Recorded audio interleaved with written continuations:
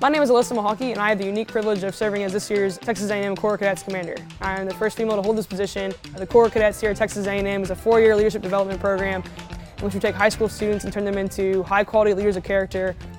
It's a very regimented lifestyle, and it's one that you really get into routine, whereas other college students who aren't in the Corps may have a little bit more freedom to express themselves. Our cadets are held to a higher standard. Make your bed, shine your shoes, clean your room, iron your uniform. So the Corps is made up of only about 15% females. We still have some people with kind of the quote-unquote good old boy attitude.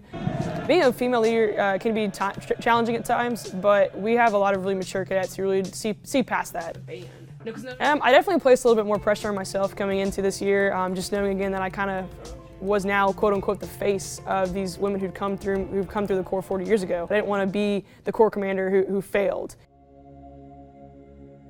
I think it really sunk into me when I got a phone call the Monday that I was announced. I got a phone call and a Facebook message from a lady who was the first female on Corps staff, and she told me what it meant to her. Those women went through so much more than I ever did. Death threats, fellow Aggies trying to harm them or trying to tear their uniforms up. Them the stories you hear about, make the hair on the back of your neck stand up.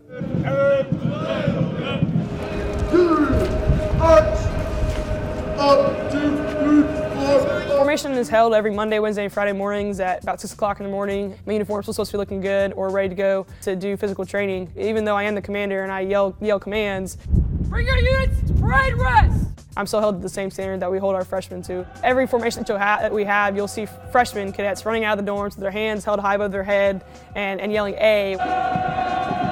With the sophomores usually or juniors leading them out to formation. During formation, we render honors to the colors, and then we march into chow as an entire corps. We all know that as cadets we stick out. As female cadets we stick out a little bit more. Being able to talk through some of the problems that we go through, having to deal with guys who can do 40 pull-ups where we're over here doing maybe 10 or 15. We're a little bit tougher on our fellow females because we want them to do well. We don't want them to give the guys an excuse, so to say, to call us slower or not as worthy to wear a uniform. And I think some females get a little nervous, maybe they get anxious about leading their peers, but I've found that as long as you work hard, you respect your peers, and you show that you're willing to serve them, they're more than willing to follow you.